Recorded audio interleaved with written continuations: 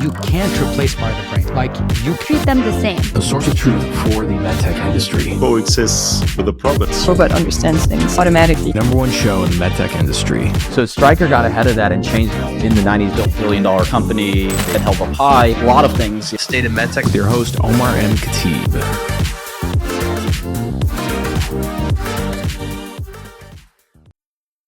Hey everybody, welcome back to the show. Now, today's episode is actually a first for our entire podcast. It's been we're almost at 300 episodes, I think.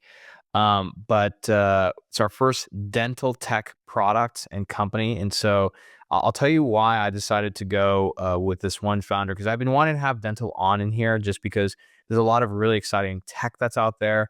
Something that Dr. Kenny Brown, our guest, says a lot, which is that oral health is overall health. I highly agree with that. And I think that it's one of those areas that we definitely need to put more focus on.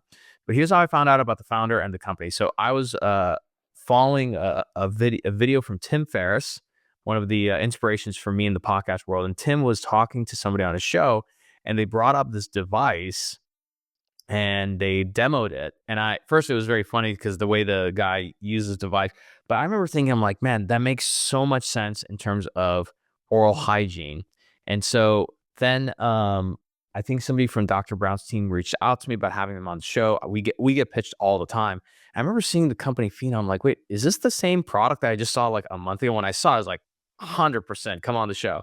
So Dr. Brown, thank you so much for coming on the show. And then just to make it more informal, like I know you as Kenny, so I'll just call you Kenny from now on out. That's fine. Yeah. So Kenny, great to have you on the show. How you doing? Doing well. Thank you for having me. Super excited to talk about what we're doing and why oral health is important in general. Yeah, totally. And, I'll bring up the product in a second, but maybe give us a little background on yourself. Like, how did you get started? And more importantly, what was the inspiration to start this company? Yeah. So my background is as an oral maxillofacial surgeon.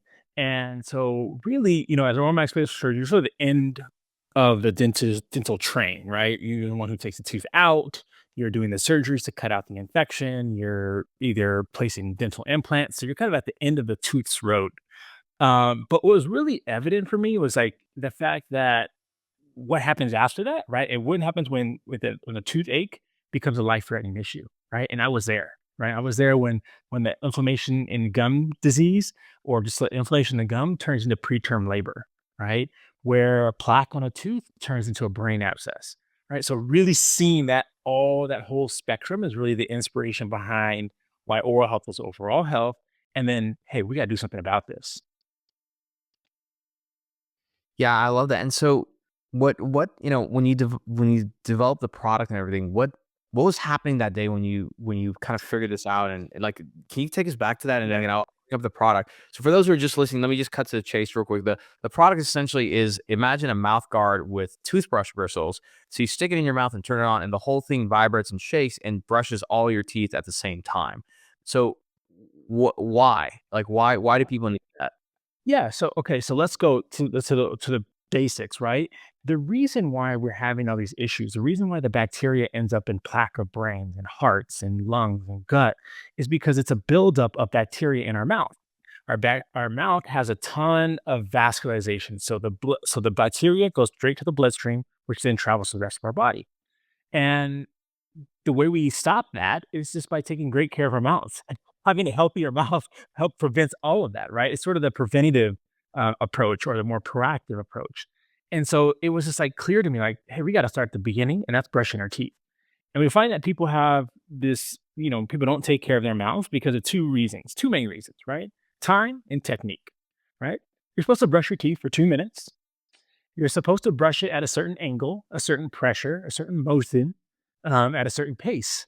And not everybody knows that. And if they did know it, then they might be tired. They might be lazy. We're human, right? We have these errors. And so those were two big areas that we felt like, okay, hey, if we could attack these two basic things of time and technique, then we have something here. And so that's why we came up with the Feno Smart Brush. The technique is built into the brush. So the angles of the bristles, the density of the bristles, the placement of the bristles, it looks like a beautiful design, but it's actually built by a generative algorithm to help us maximize bristle contact with the tooth surfaces and the gum line, right? By doing that, now instead of 2 minutes, I'm able to brush your teeth in just 20 seconds. So time and technique have been solved for. That's amazing. And I love that the algorithmic approach to it. I kind of want to share the screen with you. I found somebody who got a Founders Edition bundle unboxing, but I want you to walk us through what we're seeing here because it's more than just like ordering an electric toothbrush. So let me pull this up real quick and share. Okay. So I'm gonna press play and kind of walk us through what we're seeing here. Yeah. So what you're seeing is our founders bundle. It'll come in this beautifully designed box that has everything that you need in it. Right. We understand that when you're going to brush with the Feno Smart Brush, it's going to be a new experience. So we want to make sure that you have everything at your disposal to have a great clean. So there you see the mouthpiece. That mouthpiece is actually sized to each customer's mouth. Right. It's not fully customized, but it's sized. And the way that we do that is we've actually built an algorithm to size your arch. So don't need to go to the dentist. You don't have to go in and get those impressions done or do any of that. You can actually do it just from your phone, right? So decreasing the barrier, making it way more effortless to be able to receive a comprehensive clean. And this is the part that really stood out to me is that like you have an app where essentially does it take a picture or helps you map your mouth? But yes, That we're seeing. Yeah, that's basically mapping your. So it's basically mapping your dental arch. Oh, but think about like Face ID, right? The way it kind of maps the way that your face is, so that it can identify it.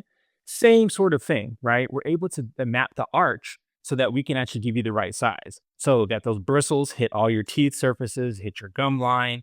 It matches we have different arch shapes, so like more V shape, more U shape, different lengths, different widths, and so that's what that's accounting for, is to be able to do that just from your phone. And just so people can see essentially like this is essentially what the device looks like.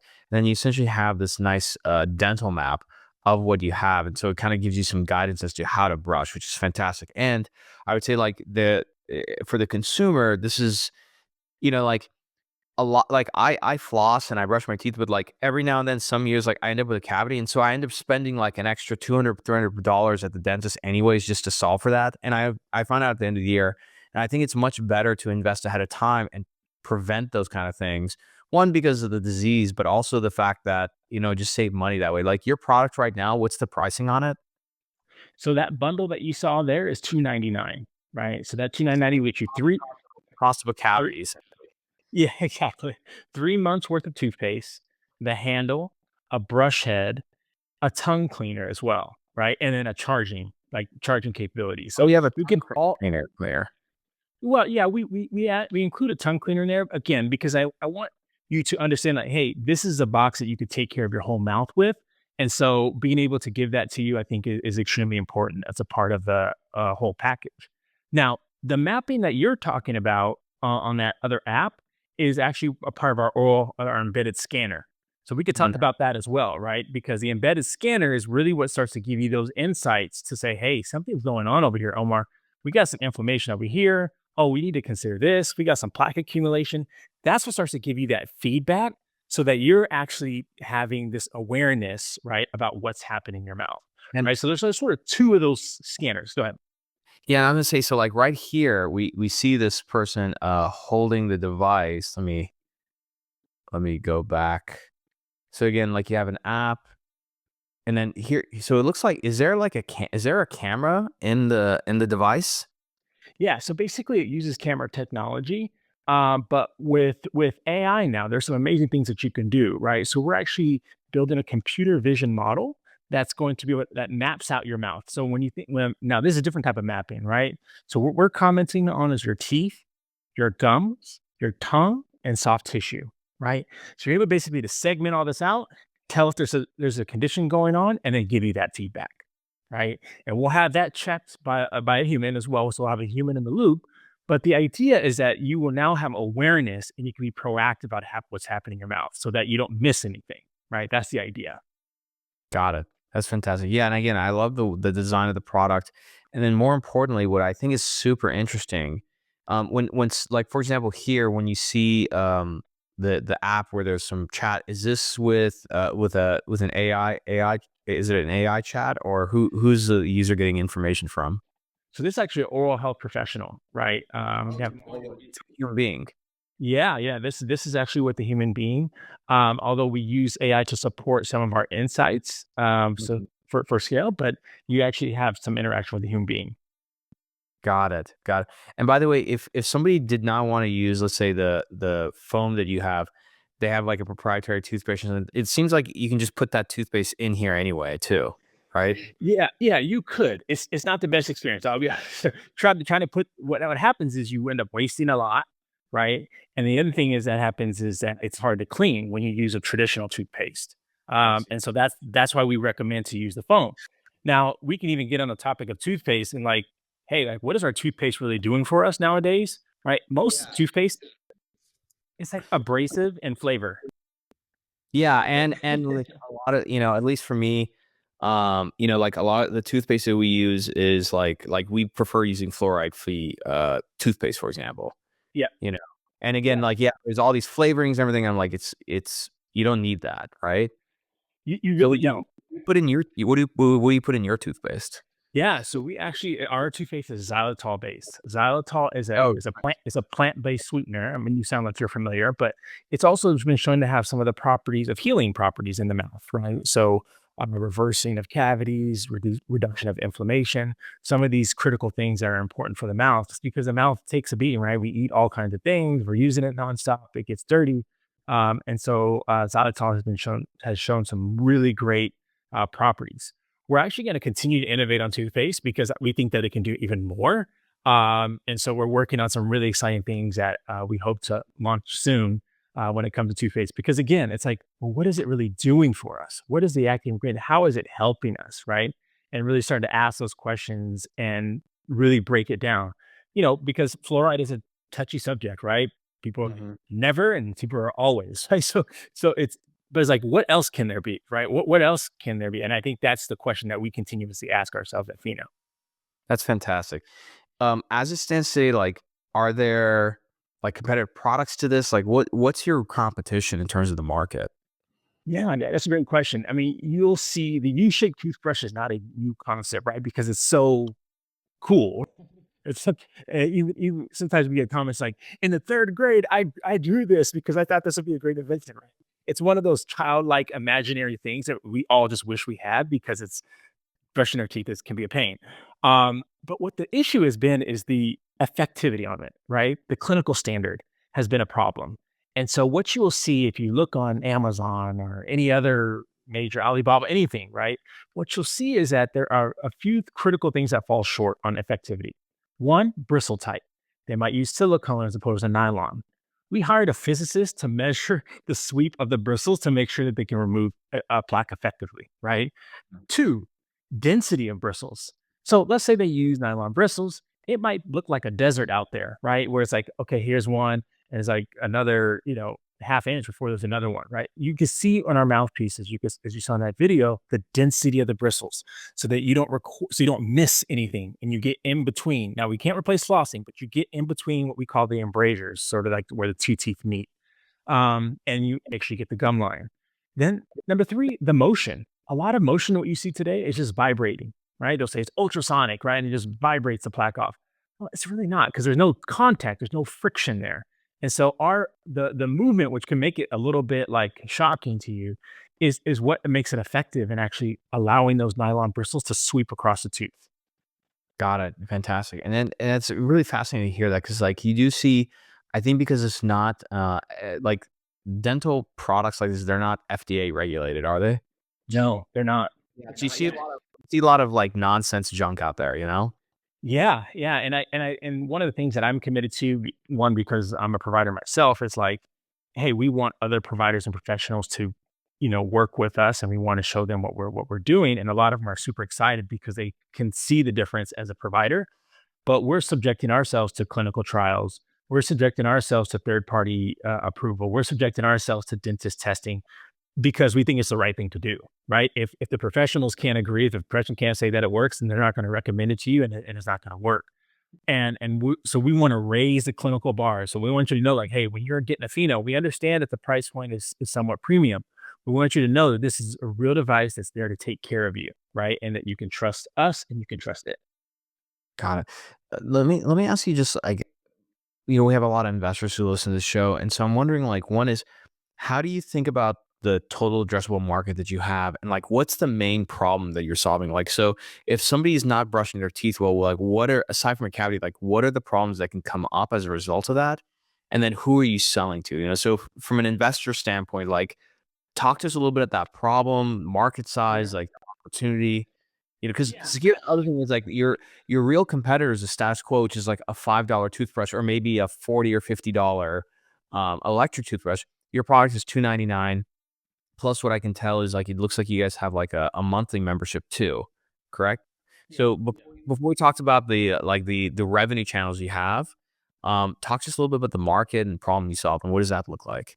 Yeah, I mean, here's one amazing thing. Like it's tooth alone issues are costing the emergency rooms like $1 billion, right? So you have a tooth issue, you go to the emergency room, you get zero treatment, but it costs money to be able to do that, right? So that's like a little bit on the macro scale, right? Dental services, dental products, 45 billion in the US, right? With amazing growth, right?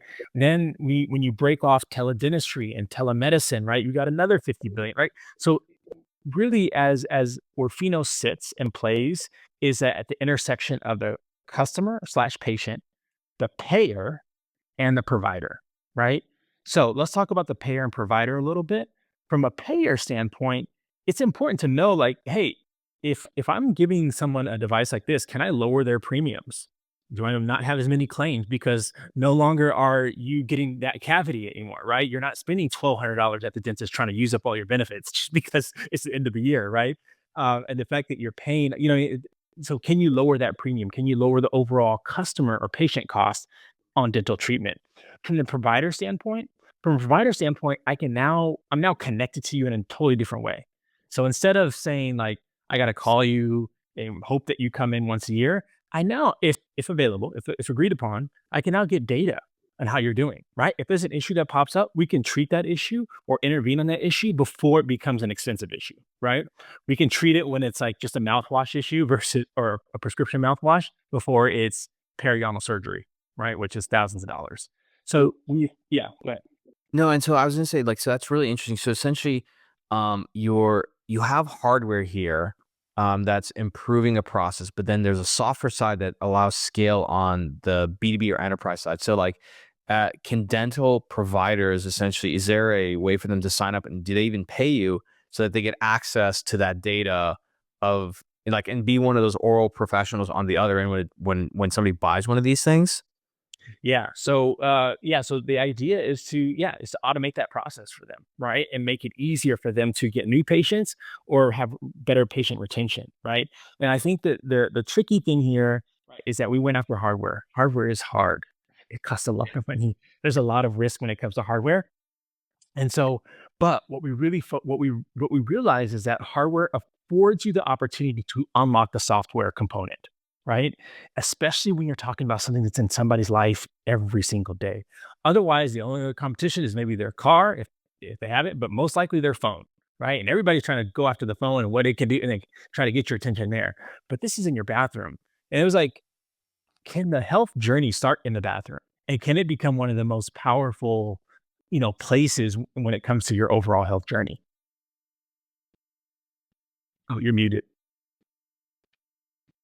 Whoops, sometimes I accidentally mute myself. No, I think it's a really interesting concept that like, can your health journey start in the bathroom? Because aside from like dental and oral health, there is this thought around the idea of like doing more monitoring the bathroom. Like, for example, having devices or technology that is able to, scan urine or feces or a variety of different things so you can catch things earlier. And I think that's a very interesting way of thinking about it, because if you think about the bathroom, both in the morning and the evening time, you have a lot of biomarkers that are expelled there. There's also a lot of hygienic routines that are done there, like, face routines, oral hygiene, body, all these things, and supplemental things that are done like vitamins, and especially I'm into biohacking, so I do take a variety of different supplements as well.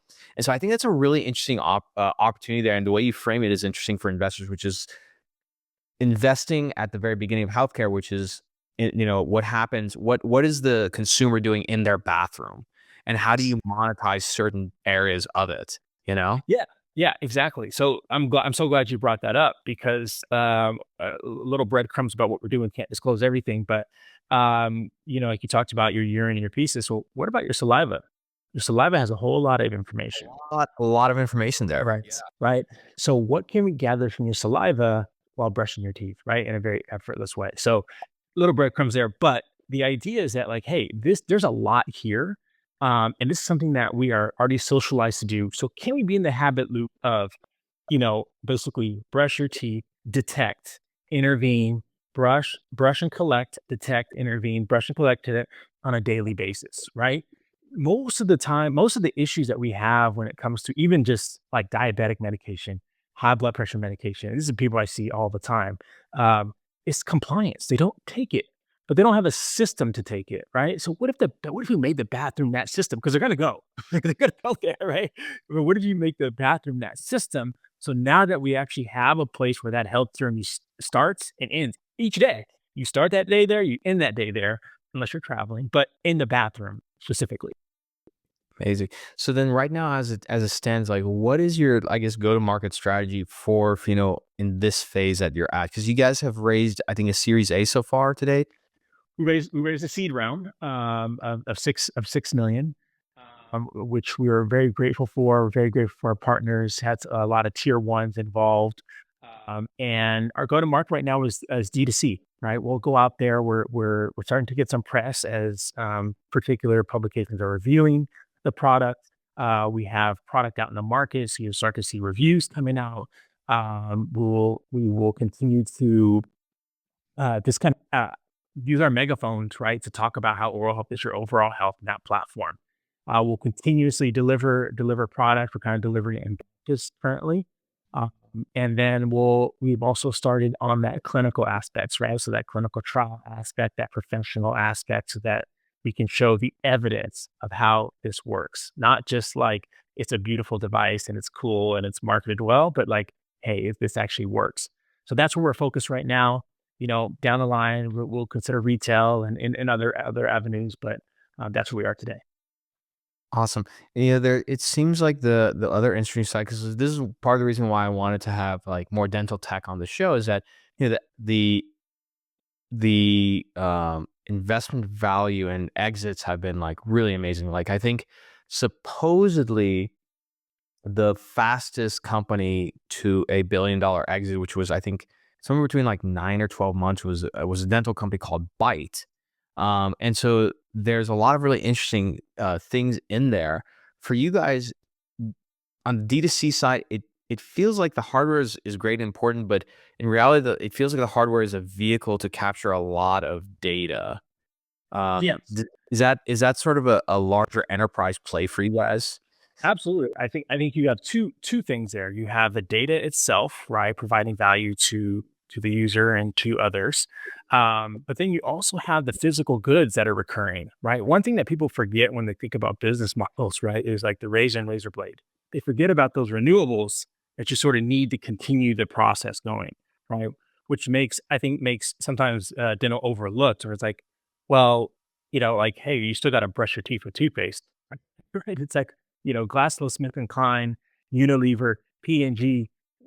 If you look at their oral care, like probably revenue split, it's like Toothpaste, right? Because people continuously buy over and over. It's a subscription without being a subscription, right? So I think we have these two pillars that make us a very formidable company and sustainable company. So we have a digital, a lot of data, a lot of tech on the mouth and what the mouth is telling us, right? Whether that be preventing certain issues, whether that be, using tongue analytics, because your tongue can tell you a whole lot of other things about micronutrients, macronutrients, et cetera. And then you have the goods that you continuously use. So yes, you pay one time for the hardware device, but those other two things are constantly given to you. And we're constantly having that relationship. And I think that's where that exponential value comes in. Interesting. And, again, like I can't help but get ahead of myself here, because like one of our series is called Exit. So when you hopefully exit the company in the future, you got to come back on. Yeah. But like when I think about the on the platform side, when you guys are analyzing the dental arch and those different areas, is that correct? It's called dental arch. Dental arch. Yes. Yeah. That's good. Yeah. So like the first company that comes to mind for me is like, oh, Align, because essentially you have these companies where their value, their enterprise value is when the patient walks into the door of the dental clinic. But if you can extend that enterprise value and say, no, no, we're going to meet the patient in their home, right? That becomes a huge, huge moat and advantage. Because I think right now, like on the dental side, a lot of PE is in there. There's a lot of really, a lot of competitive companies, but they're all competing with when the patient has a problem and when they go search online. Versus this is like something that can be actively assessing them. And before the patient even thinks about looking up a problem, right? The software and AI can pick something up way ahead of time, educate that patient in the way that, let's say, that acquirer wants, and now you've kind of like, extended this patient's lifetime value. Am I correct on that? You got it. I think, yeah, you're spot on, right? You're talking about one avenue, and that's orthodontics, but we can extend that out with other things, right? So for pregnant women, right, when pregnant women have gum disease and they've identified to have gum disease, they're like 8 times more likely to have preterm labor or low birth weight baby, right? That costs a lot of money. That's like $100,000 a baby, right? That costs a lot of money. So you need to get on that mother and clean her teeth and like make sure that you don't have any inflammation, because it could cause, right? And it's not just about making money and providing treatment. It's like, hey, how do we make that baby safer? How do we make the mother safer, right? So when you think about at-risk populations, diabetics, pregnant women, elderly, children, the list goes on and on about, hey, this is going to save us a lot of money just by brushing their teeth, hospital systems, right?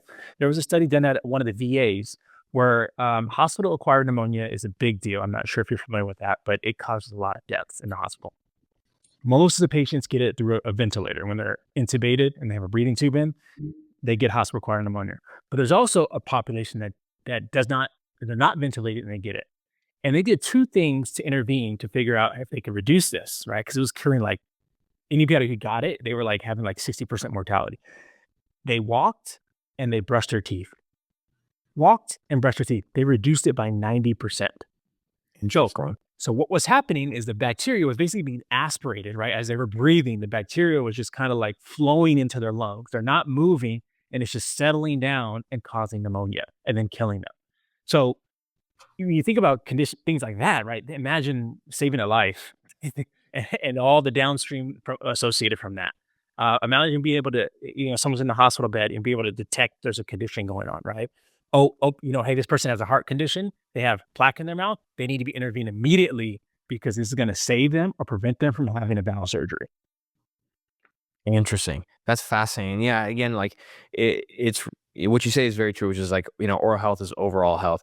And it's fascinating to hear this because again, these are things that, it does make a lot of sense, but it hasn't been a lot of focus and innovation on it. So I'm really excited for this because now it kind of takes dental more like deeper into like med tech, right?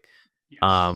So it's the gateway, right? The mouth is the gateway to to overall health, and it was just been underlooked and undervalued, right? And I think anybody looks for opportunities when things are undervalued, right? Overlooked. That's the principle of business, right?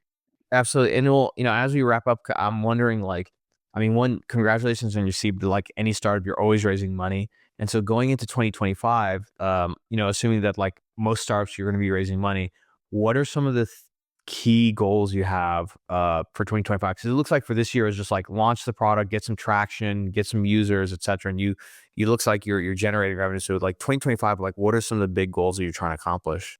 Yeah. So I think what we'll do here is just make sure one, scale our supply chain, make sure that's stable and that you can just go to, hundreds of thousands a month, right? That's one of the bigger things. Scale the infrastructure that supports that, right? Making sure that your customer experience and et cetera are also be able to support that.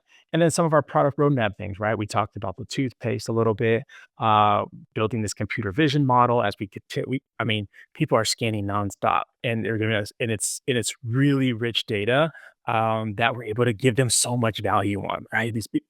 People didn't know what was happening in their mouth, right? And now they do. And now they're doing it from their home when they're brushing their teeth. It's so easy. So we'll continue to build that, and then like continue to validate our value proposition as far as an effective clean in just 20 seconds. So those are some of the general buckets. I mean, we can get real granular about those, but that's what we're looking at as we continue on. Fantastic. And last thing I was going to ask is like for those who might be attending different conferences, are you guys going to be exhibiting at any conferences next year? Will you personally be attending any conferences? Where can people meet up with you in person? Yeah, so I am going to be at AWS reInvent in early December, which is in Vegas, and then we're probably going to do something at CES in January, and then just sort of identify things from there. But obviously, if you're interested, people can go on the website. They can figure out how to get in contact with us. LinkedIn is great. And we welcome all conversations, right? Yes, we've raised around, we've got capital in the bank, but it never hurts to have conversations, to build partners, to build relationships.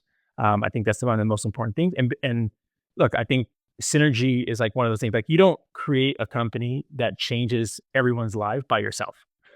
Like you need partners, you need affiliates, you need all sorts of things to be able to afford you the opportunity to do that.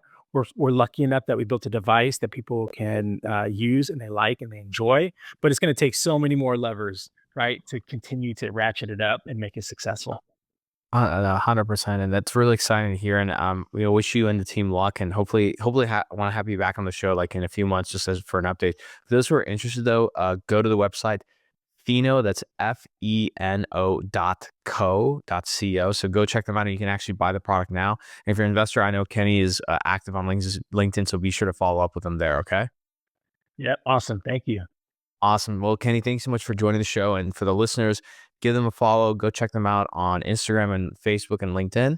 And I'm your host, Omar Khatib, and we'll see you all next time. Thanks for checking out this episode. If you want to do me a big favor and join so many other people who have helped grow this podcast, take a second and look below. If you're on Apple, give us 5 stars and write a short review. If you're on Spotify, just give us 5 stars. And if you're on YouTube, hit the like button. And most importantly, if you can, subscribe. We release so many different episodes that you may miss. Be sure to subscribe and turn your notifications on. You get extra points with me if you subscribe across all 3 channels. Thank you so much. And if you felt like this episode helped you, send this to somebody who'd really enjoy and appreciate it. Share and spread the love. We'll see you all next time.